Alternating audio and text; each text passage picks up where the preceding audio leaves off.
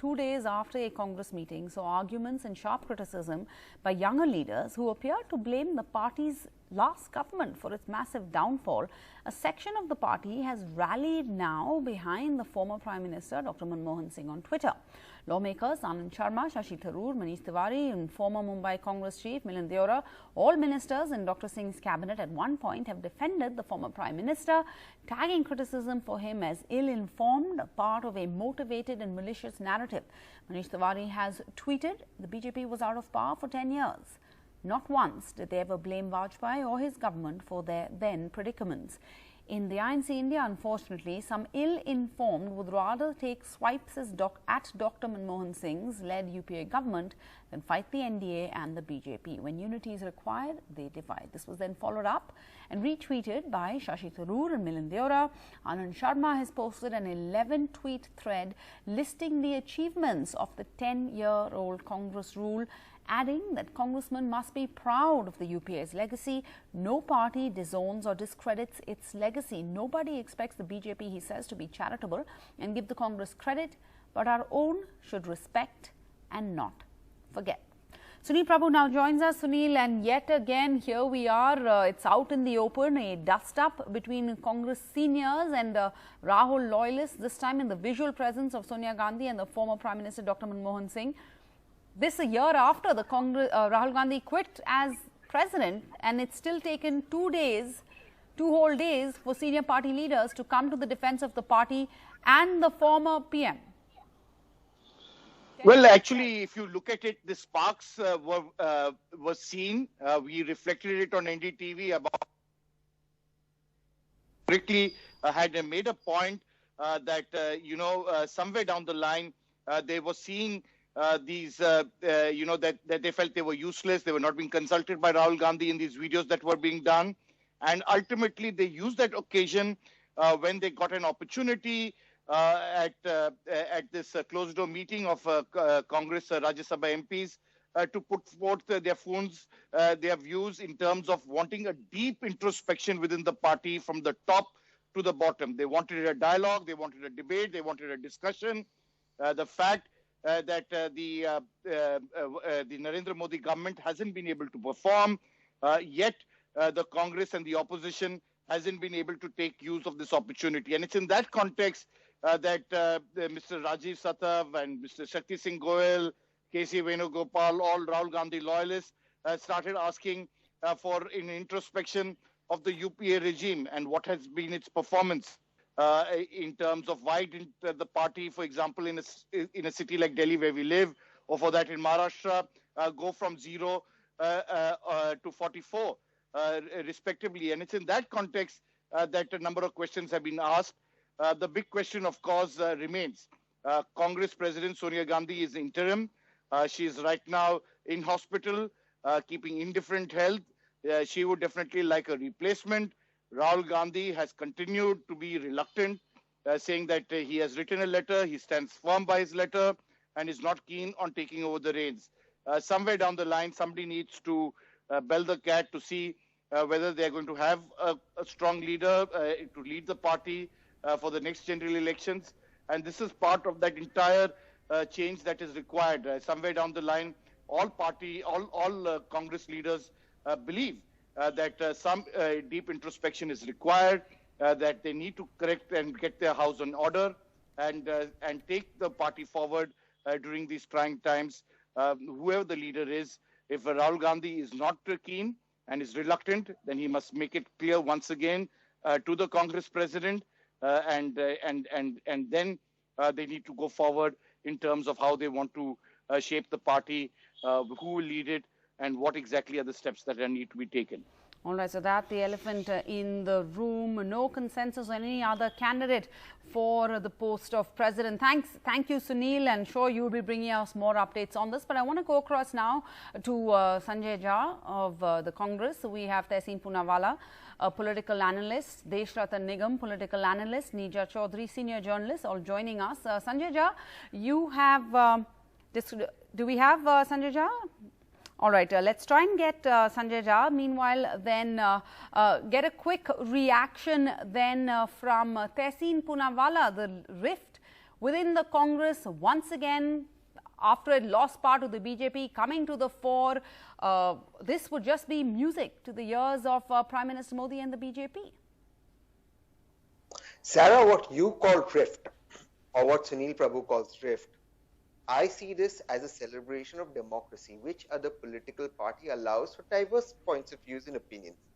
Neither is anybody right or wrong, and that's the beauty about democracy. You can have different points of view. Now, I fully endorse what my friend Milind or Manish say, that one must not criticize their own government. Yet, it would be foolhardy to say that there was no mistakes made by the UPA. You have to balance both. There were some mistakes made, in particular, the encouragement given to people like Anna Hazare. So, there has been political mistakes, and there has been a great performance by UP on the economic front, and you know that very well. So I think there has to be a nuanced debate to how to take the Congress further. I think this is the churning. I don't think you should read too much into it, because as far as I know, Milind, Dr. Tharoor and Manish Tiwari are absolute Congressies, and they best wish the best for the organization, as do K.C. Venugopal and others. I think they all wish best for the organization. I think we're reading too much into it. Neeraj Chaudhary, reading too much into this, would that still be accepted? If someone can say that with a straight face, that this is just internal party democracy working, that's something that the Congress has. Well, we don't have Neeraj Chaudhary either, but we do have Sanjay Jha joining us. And Sanjay, you have described yourself on Twitter as a Congressee by DNA, sacked and suspended. My big blunder, you fought for internal democracy, you suggested changes to revive the Congress, challenged Rip Van Winkle's leadership. Now, as you hear Tehseen Poonawalla say that, look, you're reading too much into this. And this is all just part of a healthy internal democracy within the party. It is something to be celebrated. Sarah, the truth is, and let's try and bite the bullet here, it's enough of Congress supporters living in denial and, becoming self-delusional. Good for them. It's bad for the party. The truth is, we face an existential crisis. Let me repeat that. The Congress party is facing an existential crisis. And the reason behind that is very apparent, that there is no internal democracy currently in the party. When senior leaders, Sarah, forget me, I was a national spokesperson and many people thought that, having worked for the party for 16 years didn't matter. Forget me, I may be a cipher. Let's ignore Sanjay Jha altogether. But let's look at Mr. Chidambaram, Mr. Kapil Sibal, who in a meeting which was reported in the newspapers, I can tell you, that was a very mild form of expression. A lot happened during that meeting. And when they tell the party leadership that there is a serious challenge, we are not able to take on the monstrous might of the BJP, which hasn't performed up to public expectations. And we need to look internally at how do we need to battle the current political stalemate. When they are not heard, Mr. Chidambaram, Mr. Kapil Sibal are not heard. When today you had Manish Tiwari, Milind Devra, Shashi Tharoor, Mr. Anand Sharma, all fairly experienced leaders. They have all been part of the UPA too. And they were right, because Rajiv Satab, who happens to be a Congress leader very close to their high command, when he makes this dig during the meeting, allegedly, saying that the leaders should look at UPA too. Sarah, you can look at the incongruity of that intervention by Mr. Satab. That's 2014. We are in 2020. We have lost 2 Lok Sabha elections and not aggregated 100 seats in 2 of them. And now there are leaders who are trying to rationalize and say, let's not even debate an internal introspection. Let's not even analyze where the fault lines are. Let's completely ignore the internal, challenges we face, which is a very mild term. But, let's basically go ahead and tell you that there is no problem. We are having so many meetings. We are doing social media. Hashtags are trending at #1. Everything is hunky-dory. We are going to win 400 seats in 2024.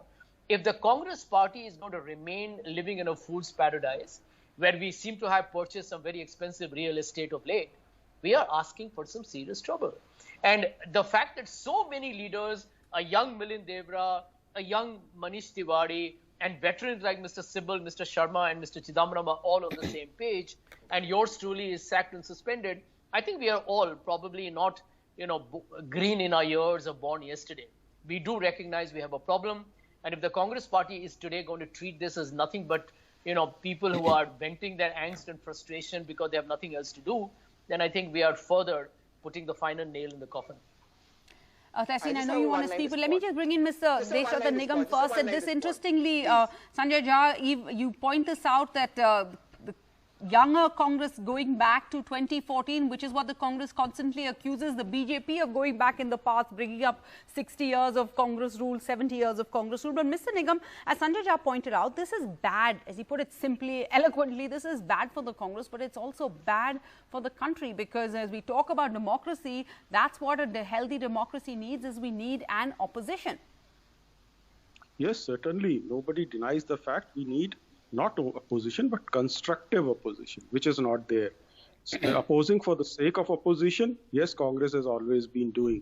And let me tell you, what I feel today is that BJP says Congress Mukt Bharat, and Sanjay Jha says the same thing as existential crisis. And there is something very clever about it.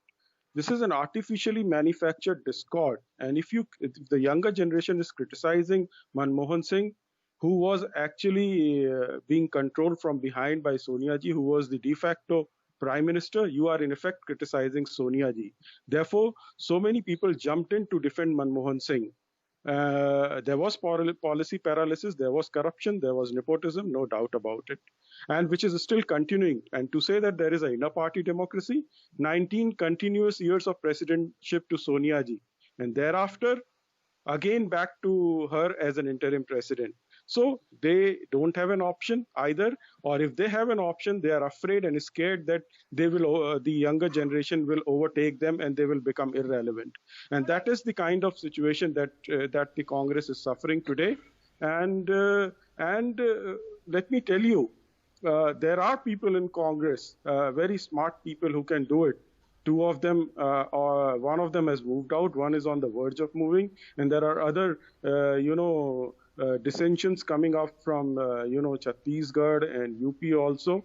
So unless and until they have in a party democracy and the true leadership comes out, I don't see a future for the Congress here in India. All right. Leader Chaudhary, that's the elephant in the room, that a year after Rahul Gandhi is resigned as Congress president, an election doesn't seem to be on the cards, nowhere on the horizon, no consensus on any other candidate, and Rahul Gandhi continues to shape the party's stand on key issues. It's a very good thing that's happened. If Congress leaders are openly expressing what they really feel after 6 years, they should have done it 6 years ago when they lost so badly in 2014, but they are doing it now. And I think more of that introspection, speaking out honestly about what has really gone wrong, and it's gone wrong at various levels, that needs to be happening. What I see also, this has become Rahul versus those in government for those 10 years of UPA, and that government was headed by Dr. Manmohan Singh, and therefore Dr. Manmohan Singh symbolizes the attack. So if you politically decode what we saw two days ago, or we heard about it, is that ground is being prepared for Rahul to take over again. And certain voices, so-called younger group, have made that clear.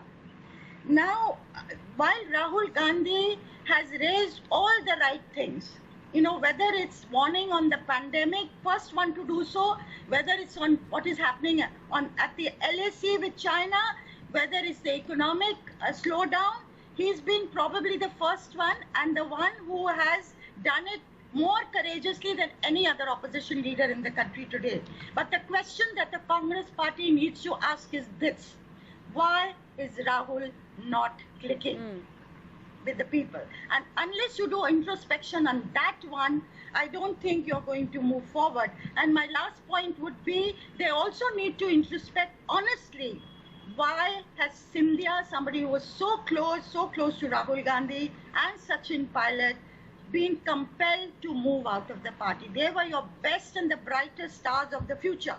They were Rahul team. You needed to put together 10 people around Rahul and go to the country. All right. Why were they forced to move out? All right. I think unless the party introspects on that one, they're not going to move towards answers. Tehseen, Neerja Chaudhary saying it's taken 6 years to ask these questions. You say there's internal party democracy, but even that report, the A.K. Anthony committee looked into the reasons behind the 2014 debacle. Even that report has not been made public or shared. Sarah, there are 3 voices against me. I'm sure you'll give me enough time to respond to Nobody's everything. against anyone here at this point, Tehseen. No, there are 3 voices that has a different point of opinion. I'm sure I'll be able to make my point of view. You see, let me begin with something that I actually wanted to make the point that Neerja made. It is Mr. Gandhi who's vociferously raising issues that matter to the country. Now, in school, I read a poetry, and I'll just read out 2 lines of that. Theirs is not to question why, theirs is but to go die. So the Congress team must stand by Mr. Gandhi when he raises matters of absolute importance, which are actually correct for this country. He's not the president of the party. He stepped down. Sarah, can I may I please make my point? May I please make my point? If okay, I'm going go to ahead. Go ahead, Tehseen. Please go ahead. I never interrupted anybody. I mean, I understand he's not the president. The fact is he's still a member of parliament. He is a general secretary, and he's raising important points. Now, Team Congress needs to stand by somebody who's taking Mr. Modi head on, because clearly nobody else is taking Mr. Modi head on. So somebody who's doing it, we should stand by him. That's point number 1. Point number 2, I am going to say this very categorically on your channel. Mr. Sibal, Mr. Chidambaram, Mr. Sanjay Jha, Mr. Milindora, anybody is absolutely within their legal right to contest an election against Mrs. Gandhi or Rahul Gandhi or anybody who be the Congress president when that election happens. And everybody respects that these are people who built this country, who built this party, and their point of view is respected. But as somebody who supports the Congress, I see that just like the RSS binds the BJP, for me, as a supporter, I see the Gandhi family binds it. Now, Mr. Jha's opinion may differ from mine, and I respect his opinion. That's democracy. And he's free to contest an election. The Congress election is conducted by people, it goes to the election commission. So you're free to contest it. But don't come here and blame the Gandhis, because if anybody sacrificed for this country or has built this party, Gandhis, who even today are taking Mr. Modi head on. And my last point, at the end of the day, again, I want to make one thing absolutely clear. Milind, Dr. Thakur, Manish Tiwari have the best of intentions in their heart. They are talking about the UPA too. And it was correct. You shouldn't criticize your own government. But there were mistakes made. There were mistakes made currently by the opposition. I think this churning is good because democracy will strengthen. I know Milind has only the best. So take the best from everywhere and take it forward. Why do you make it a Gandhi versus others? I don't get it. The Gandhi are the center around which the Congress rotates. And I am unashamed in saying this. I am proud of the Gandhis of sacrifice for this country. Read it and I will. All right.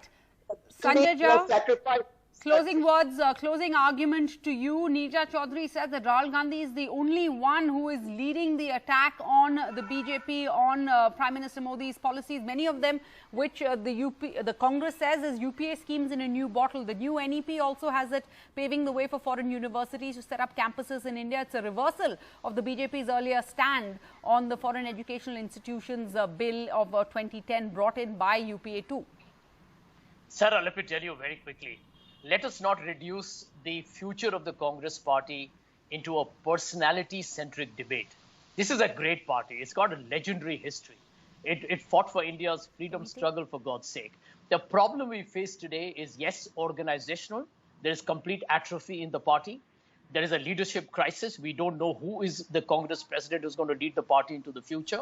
It's already been a year. And the third is an ideological clarity. You'll find complete obfuscation. People don't know within the party what should be their stance to take on the BJP. And the simple answer, when Mr. Rahul Gandhi, taking great moral grandstanding, resigned in 1 year ago, taking accountability for the defeat in 2019, and said, I will never come back and my family should never come back. I think the country admired that as a great step forward in, removing this whole argument of dynastic succession in the Congress and moving on and giving other people a new change. And this is exactly my point. A year later, as you said, as a very senior editor of NDTV, that there's speculation that Mr. Gandhi is coming back. As somebody who joined the Congress party because of the Gandhi family's intervention, I can tell you with great honesty, if Mr. Gandhi were to come back as the Congress president, he will destroy his own personal credibility and the reputation of this great party. And I think we need to move forward with a non-Gandhi leadership, nothing will go wrong in the Congress party. I'm very bullish about it. This is a longer debate. I'm sure we'll have much more on this. Unfortunately, I am completely out of time.